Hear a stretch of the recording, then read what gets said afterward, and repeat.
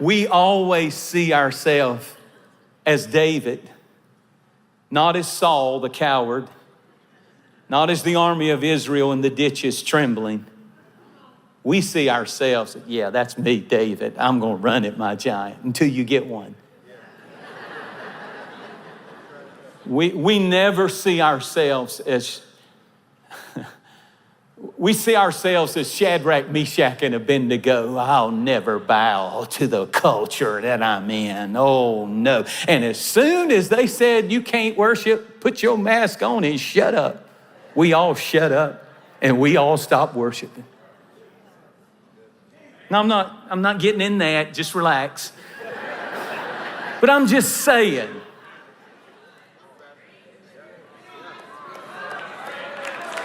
We're always the Simon Peter that has the revelation and is bold to stand up when nobody else. Thou art the Christ, the Son of the living. But in reality, when we get around the wrong people or whatever, in the workplace or on the college campus or in high school, I don't know him. I don't know him. Oh, what are you doing at this party? I don't know him. I don't know him. I don't know him. I don't know him. We act like we're the champion. That's what I'm preaching on. We act like we're always strong, and that's kind of how we see the story of David and Goliath. And there's always a happy ending, yay! And the giant's dead, and the big gigantic problem's over. And I am David, and Goliath represents the giant problem, and I'm always victorious, and I live happily ever after. And if you don't believe it, go look at the titles of books. And I'm not putting it down. I've preached sermons from that perspective, great lessons you can learn from it. But if you just look at some of the newest books, Facing the Giant, Defeating the Giant, Slaying Your Giant, Goliath Must Fall, Kill the Giants, You Have the Power, The Giant Inside of You, Release the Giant in Your Child, Raising Giant Slayers, Giants Must Fall, Slaying Giants in Your Life. And you're always David, and you always win, and Goliath is your problem, and the problem always loses. But if we are honest, I knew it was going to go like this when I got to this part. Giants tend to be fierce, and we tend to be fickle. And we tend to fail.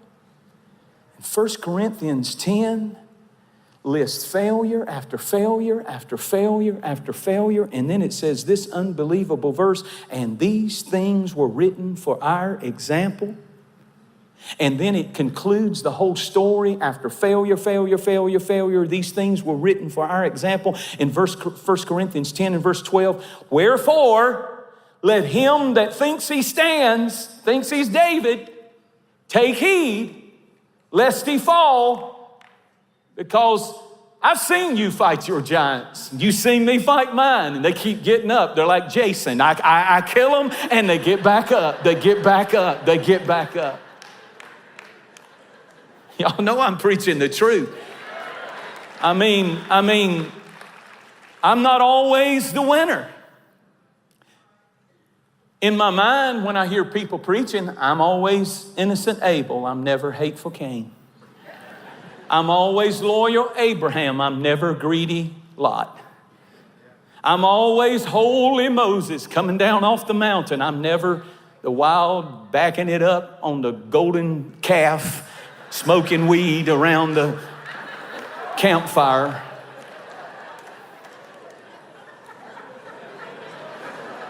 Is that clear enough for you? Good. I had to get down on your level. I'm always David in my own mind. When I read the story, yeah, that's me. I'm about to run to this giant until I get a real one. I'm never King Saul shaking and cowarding in the tent. But can we be honest? You're not always the hero. Sometimes you rebel. Sometimes you're a coward. Sometimes you're a failure. Sometimes you're a loser. I'm going to get right down in it. Sometimes I'm a liar. Sometimes I'm a loser. Sometimes you're a luster. Sometimes you're defeated. Sometimes you're a sinner. Sometimes you're a bad guy. Sometimes you're a Pharisee. And if you can't admit that, you're missing half the gospel. And really, you're missing the best part of the gospel. The gospel is not that you are so together. The gospel is you have a champion who fights for you even when you don't deserve it.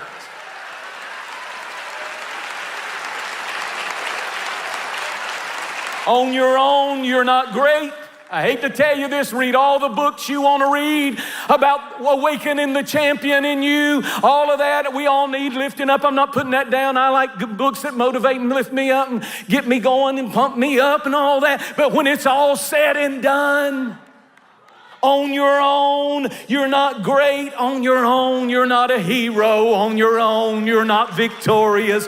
On your own, you're not a conqueror. And on your own, you're not a champion. But wait a minute. What about Romans chapter 8? Nay, in all of these things, we are more than conquerors. You didn't quote the rest.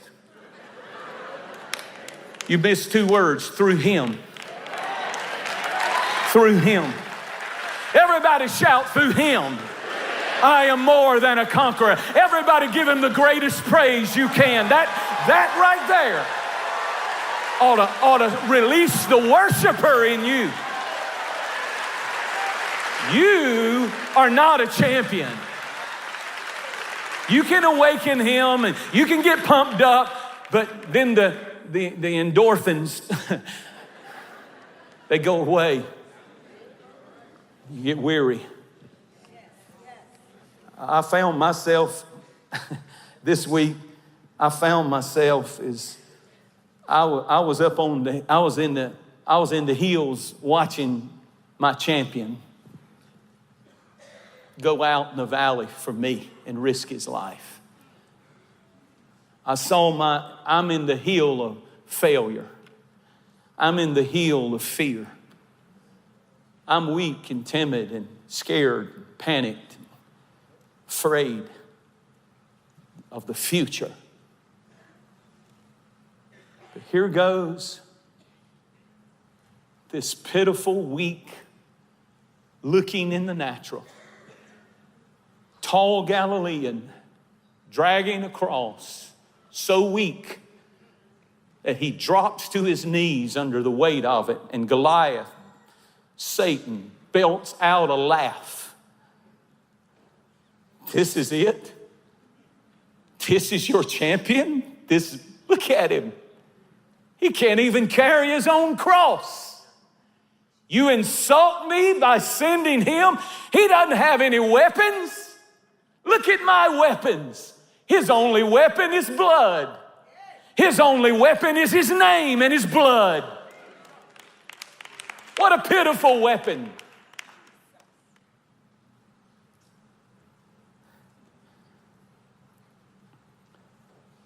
I think all the books got it wrong. It's not that you're supposed to be like David. The real message is we have a David.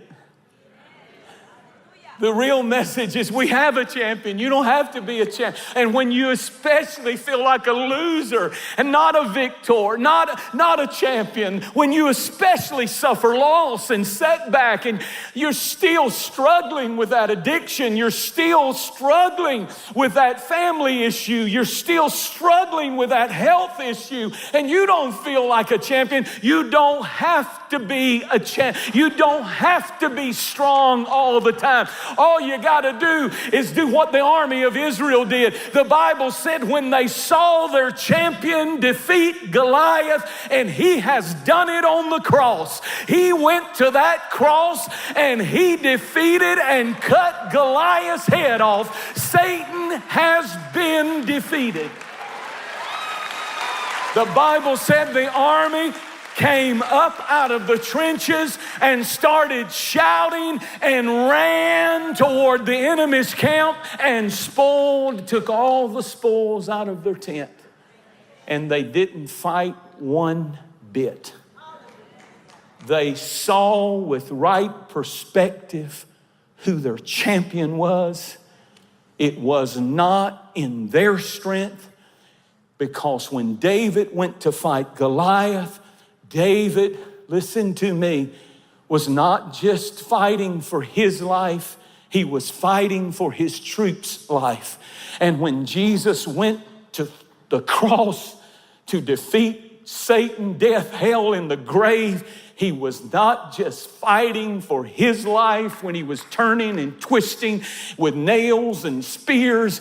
He was fighting for our eternal life. He was not just fighting his battle, he was fighting your battle that you're in right now, your battle for your family, for your destiny, for your purpose, for your calling against that addiction. He was not just fighting for himself, he was fighting for you. There goes my hero.